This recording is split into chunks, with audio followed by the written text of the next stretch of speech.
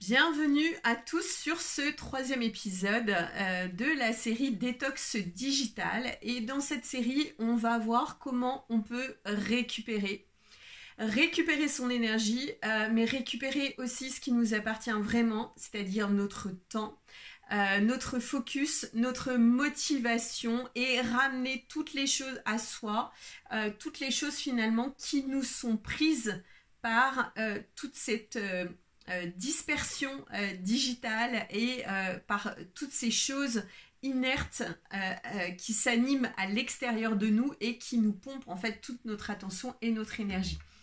Donc l'idée en fait dans cet épisode, ça va être de comprendre et de voir comment vous n'avez pas besoin d'en faire plus, comment on a juste besoin finalement de récupérer ce qui nous appartient, c'est-à-dire notre connexion à nous-mêmes, dont on est coupé le plus souvent possible par toutes ces interactions digitales numériques, tous ces écrans, tous ces sons, tout ce bruit, tout ce brouhaha extérieur. Et en fait, ce qu'on va récupérer, c'est littéralement notre attention pour nous-mêmes, notre attention à les messages qu'on reçoit de l'intérieur, notre paix, et notre force et finalement notre pouvoir intérieur d'agir pour nous-mêmes plutôt que d'être complètement lobotomisé ou d'être complètement anéanti ou d'être complètement finalement figé devant des écrans, figé dans le fait de scroller, figé devant des histoires des autres et devant la vie des autres plutôt que de s'occuper de sa propre réalité.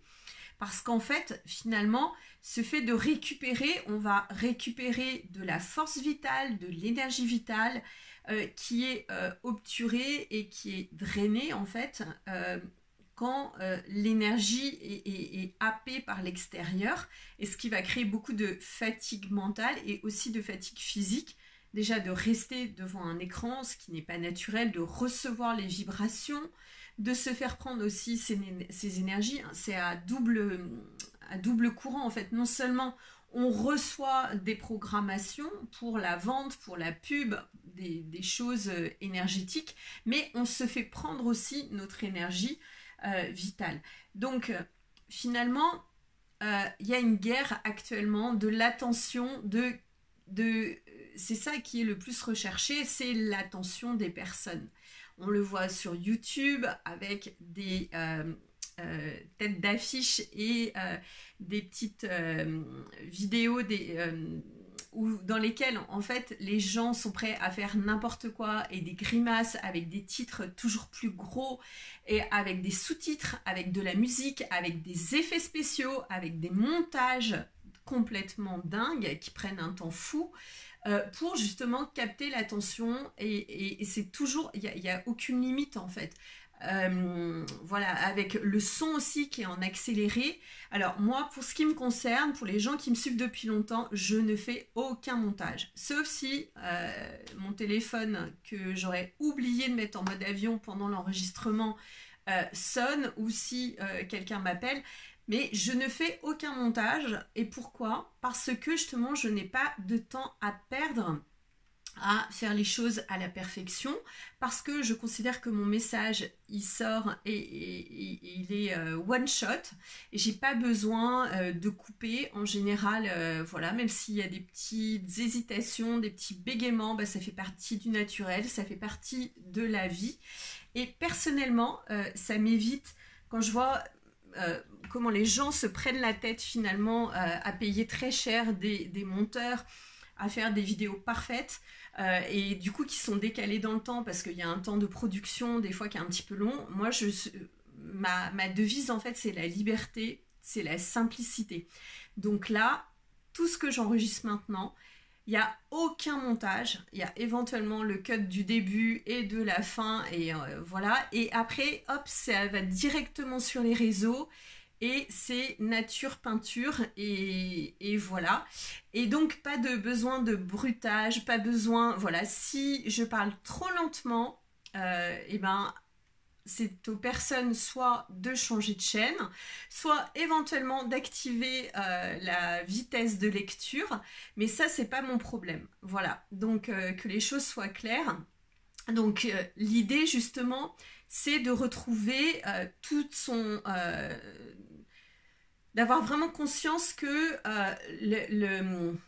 le futur, en fait, là, de ce qui se dessine, c'est capter l'attention des gens de n'importe quelle façon.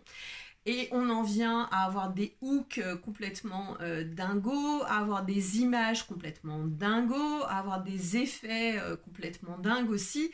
Et tout est fait finalement un petit peu comme pour les têtes de gondole dans les supermarchés, où il faut plein de choses sur sa petite affiche YouTube pour que les gens vous trouvent. Moi, je pars du principe, les gens qui doivent me trouver, me trouvent, et ceux qui préfèrent des visuels ultra voyants, ultra clinquants, ultra regarde-moi parce que sinon je vais pas me sentir bien, bah, ils vont voir ailleurs.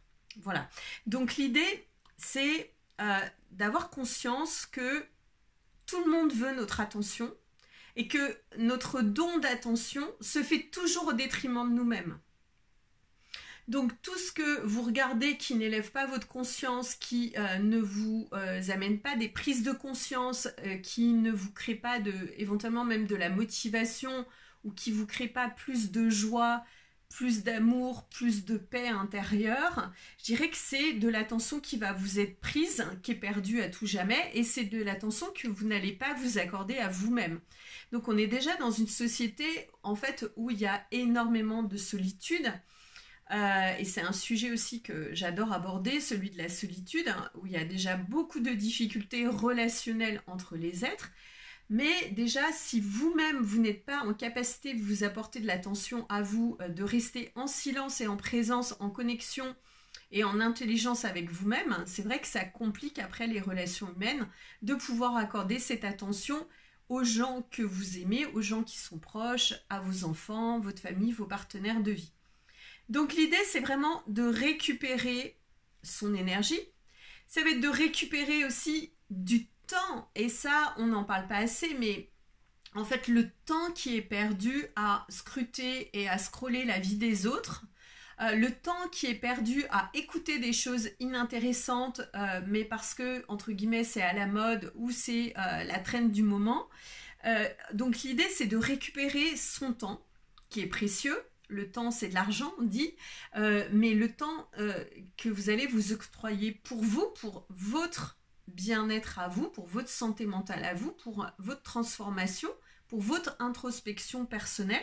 Récupérez aussi votre rythme, c'est-à-dire pouvoir vous poser un moment dans la journée pour vous réaligner, pour vous centrer, pour faire un petit check-up de tiens, voilà, tout ce que j'ai fait depuis ce matin, est-ce que c'est en alignement avec qui je suis? Est-ce que tout est ok?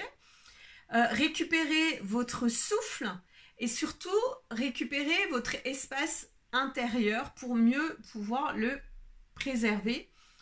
Votre espace intérieur qui va vous donner plein d'éducation pour comment mieux vivre votre vie plutôt que d'aller consulter et de croire que finalement, vous allez avoir toutes les réponses à l'extérieur. Alors oui, des fois, on a des synchronicités qui font qu'on a les réponses à l'extérieur, mais souvent les réponses, elles sont... D'abord, elles émanent de notre être parce qu'on a pris le temps justement de cette reconnexion. Et pour les personnes qui ne sauraient pas comment faire, bah, je vous invite à me contacter en direct par message ou par mail. Parce que en fait, c'est ce que j'enseigne aussi dans mes accompagnements, c'est cette capacité à vous reconnecter à vous-même pour pouvoir vraiment être votre propre guidance intérieure. Retrouver votre souveraineté et votre liberté sans avoir à consulter 10 milliards de personnes et sans avoir finalement à écouter tous les sons de cloche des uns et des autres qui ne sont pas forcément alignés à qui vous êtes, qui ne vous correspondent pas forcément. Donc l'idée, c'est par exemple de faire régulièrement des petits exercices, de faire 20 minutes de silence intérieur. C'est pas forcément de la méditation, c'est plus de rester en présence avec soi-même. Alors oui, c'est compliqué parce qu'il peut y avoir de l'émotionnel qui remonte, parce que ça fait peur de rester avec soi-même, et je suis bien placée pour le savoir, parce que moi, ça a été longtemps quelque chose justement qui m'a complètement dépassée, et j'avais une peur bleue de me retrouver face à moi-même. Maintenant, je peux rester des heures dans mes émotions, même quand elles sont inconfortables. Je peux rester des heures dans la tristesse, des heures dans l'ennui, des heures dans le désespoir. C'est plus, voilà, j'évite d'y passer des heures, mais je peux potentiellement le faire, et je le fais si je sens que j'ai besoin de ça pour ma propre écoute. Mais après, sinon, next, on passe à autre chose. Mais l'idée, c'est quand même de ne pas se voiler la face et de pouvoir rester avec soi-même dans le silence. Donc ça veut dire sans téléphone, sans nourriture, sans cigarette, sans verre d'alcool. Et je vous renvoie à mes vidéos sur les addictions au niveau de l'alcool, en vous rappelant que j'en suis dans mon 6e mois sans alcool, et que la vie est beaucoup plus belle et beaucoup plus folle sans alcool, parce qu'on est vraiment conscient que du coup on est vraiment connecté à soi, et que ça aussi finalement c'est aussi une détox qui est hyper importante. Mais revenons à la détox digitale. 20 minutes de silence intérieur, sans téléphone, sans musique, sans radio. Et je dis aussi sans musique, parce que la musique, souvent on se dit tiens, je vais mettre une petite musique apaisante comme ça, mais non, ça aussi c'est des vibrations, des fréquences que vous recevez qui vous entraînent dans des espaces, dans des univers que vous n'avez pas forcément voulu ou désiré tels qu'ils vous sont proposés.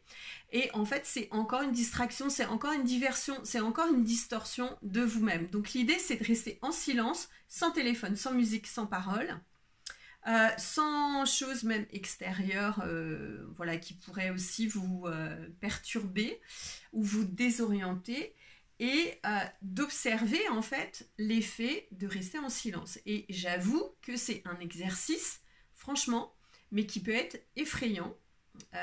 Et d'ailleurs, je crois que c'est vraiment quelque chose que j'ai envie aussi de transmettre dans mes ateliers aussi en présentiel, cette présence à soi-même. Mais une fois que vous pouvez faire un petit peu, bon, 20 minutes c'est peut-être long au début, mais y aller progressivement. Mais tout le temps que vous passez avec vous-même, en fait, c'est de la force, c'est de l'énergie, c'est de l'attention que vous portez, c'est de l'amour et de la présence, de la conscience aussi que vous apportez. Et tout ça va venir vous nourrir de l'intérieur et vous permettre, en fait, d'avoir une vie beaucoup plus centrée, beaucoup plus alignée sur vos réels besoins, plutôt que d'être complètement éparpillé comme le sont la majorité des gens. Alors, ceci étant dit, il arrive, et c'est très fréquent, que beaucoup de personnes, notamment que j'ai dans mes consultations, soient aussi complètement éparpillées au niveau de leurs âmes, de leur bout d'âme, au niveau de leur corps énergétique, et donc il y a presque une impossibilité véritablement de se recentrer, de se raligner. Tout ça pour savoir qu'il existe des soins. Moi, je propose le soin de reconnexion originelle, mais il y en a d'autres. Donc, faites en fonction de votre intuition, faites en fonction de votre ressenti. Mais l'idée, effectivement, pour les personnes aussi qui ont beaucoup consommé de drogue, d'alcool, de psychotropes, de somnifères, de médicaments, d'antidépresseurs, ça coupe de la conscience, donc on a une sorte de brouillard mental en permanence qui rend en fait la reconnexion à soi compliquée, mais c'est possible avec des soins énergétiques, c'est possible d'arriver à récupérer qui on est et à réaligner, réassembler tout pour finalement être vraiment dans son corps et pas juste dans sa tête, être incarné dans son corps et pas juste dans ses idéaux spirituels ou des espèces de chimères, et vraiment reprendre le contrôle de sa vie et sa souveraineté. Et pour ça, donc, il va s'agir finalement de récupérer toutes les parts de nous qui finalement qu'on a données, des fois à notre insu, mais des fois de notre plein gré, de récupérer toutes les parts de nous en fait qui ont été vampirisées, volatilisées, justement par toutes ces machines, par tous ces objets inertes à l'extérieur, par tous ces égrégores. Voilà, donc l'épisode d'aujourd'hui, récupérer, et si vous avez cette capacité à récupérer qui vous êtes, vous verrez que ensuite votre vie va vraiment s'aligner et ça vous permettra d'avoir beaucoup plus de sérénité et de paix intérieure. Voilà, je vous retrouve très vite pour le prochain épisode.